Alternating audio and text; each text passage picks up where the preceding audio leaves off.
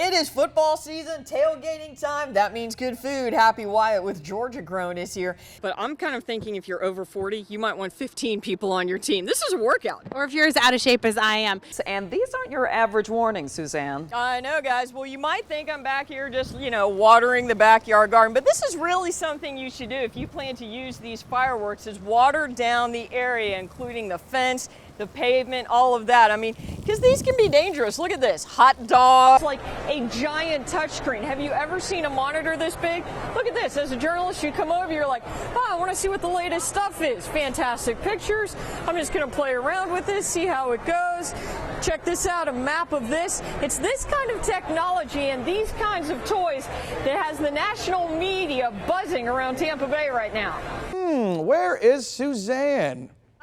Here in the backyard garden, got the old ruler out. Thanks, Jakey. You might not think 1.5 inches sounds like much, but if it comes with a big stinger and flies around and could be in your backyard garden, well, that story is just ahead. Well, Henry Davis recently started what's become a summer tradition in Bolingbrook, but this is more than a getaway story or even a gardening story. This is a story about friendship, love, and starting over. I've seen people stop to take pictures, but they are beautiful, and it doesn't take long for them to grow either. In Bolingbrook, there is a subtle sign that gives you a clue to what stands across the street on Highway 41.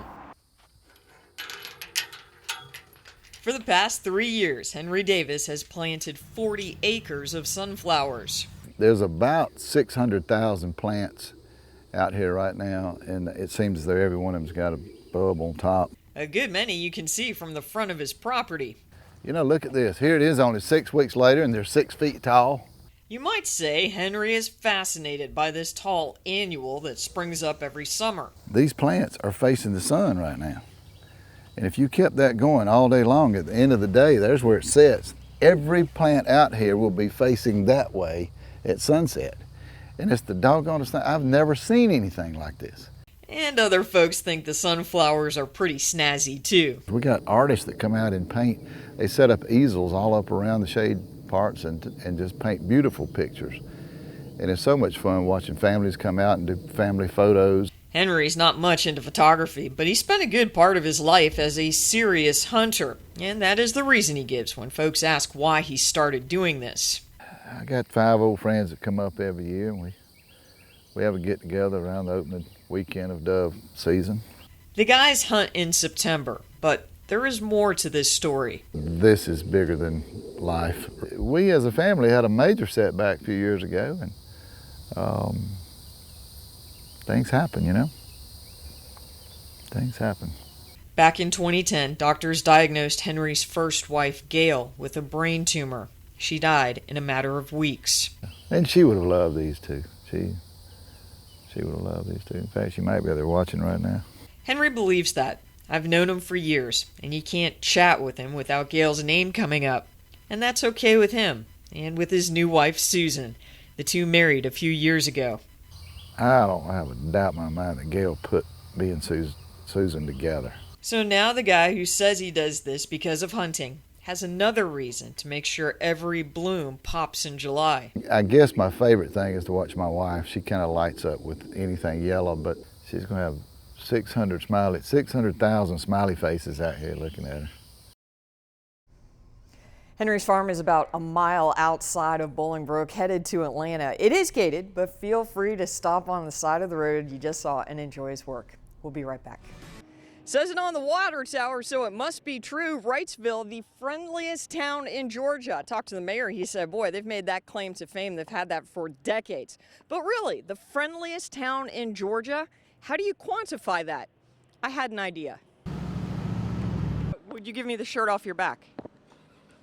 Yeah, I got plenty of shirts. I can give you one. You can have it. I just helped a lady across the street, so that's friendly. While a big truck was coming, so that's friendly. So, sure, you might say Hope Brooks saved a life, but she figures in Wrightsville it's all about giving back. She came up a little short one day at the Flash Foods. And I came in, and I thought I had my other pants on, and I went to go reaching for my gas money, and I had pumped like $5, and I only had $3 in my pocket. And he gave me $2. The manager of the store gave me $2 to finish to pay for my gas. Everybody's broke these days.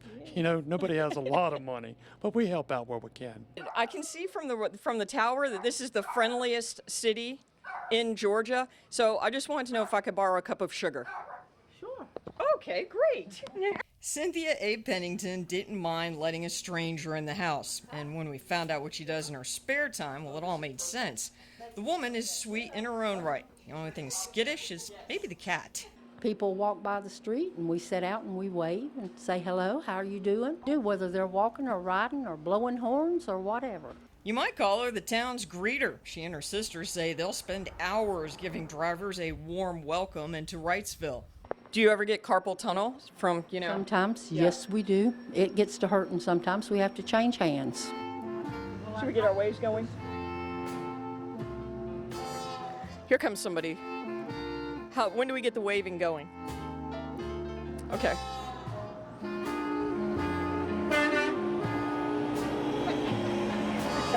Could I borrow $1? Sure you can. Anytime. Can I buy you lunch? Nana's sits on the town square. It's a happening spot every day around noon. Everybody knows Wrightsville is the friendliest town in Georgia. Okay, Jeff McCoy, how about this? Okay, if it's so friendly, can I have your dessert? You have some of it, not all of it.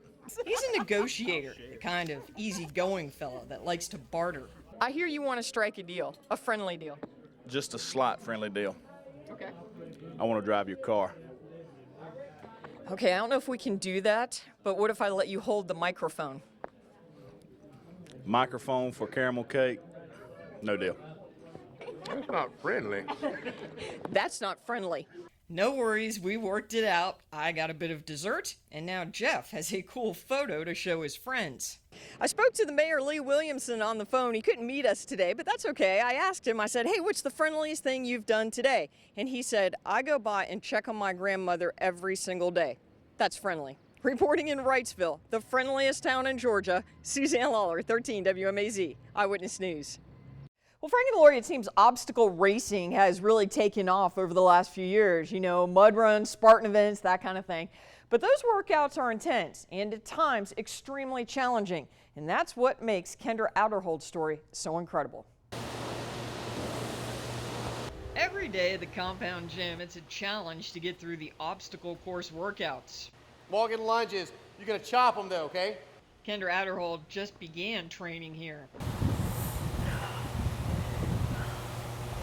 Yeah, I didn't think I'd be able to do any of it. A lot of newbies feel overwhelmed, but none feel the challenges Kendra voluntarily takes on 3 times a week. Those coughs likely won't get better anytime soon. And that backpack isn't because she wants extra weight for bragging rights. 10, 15 pounds probably. It has the oxygen tank in it with 2 towels on each side to keep it from moving so much. I had to actually get a little educated also on what, she was able to do. It's 60 fibrosis, which stands for cystic fibrosis. The disease robs a person of air. The battle against mucus stacking up in her chest is all Kendra's ever known. I was diagnosed at the University of Tennessee when I was 4.5 months old. You're right, there is no cure. I can't jump. The reps are trying. Come on, Doc Holliday. Drag me. But Kendra says this intensity, this passion, this determination actually helps her as she fights to breathe. Every round gets easier because with every round I breathe deeper and loosen up the secretions. Makes it easier to breathe. People with cystic fibrosis have shorter life expectancies. The biggest discouragement was when I was put on oxygen. I went from not needing any at all to needing it 24/7. And I was so frustrated. It felt like the beginning of the end to me. But it was just another speed bump. Kendra's sister introduced her to Spartan training. Double lung transplant. Eventually that's what we all face. But if I can hold on to these lungs as long as I can, then that's better for me, I do believe, because there is no guarantee with a transplant. So, yeah. No guarantees. But she can count on the support of people that think she is an inspiration every time she walks in the door. I think, we all live, our lives so much different and don't realize that this is how she has to live her life. And the weird thing about it is I've never seen her without a smile on her face. 2, 1, go. I like that. The key is to keep moving, keep smiling through it all. So, because you can do it. Sit down when you get home. Kendra says she spends at least 3 hours a day taking breathing treatments. And it's important to note one of the gym's owners is a nurse, so medically those guys are keeping an eye on her during training.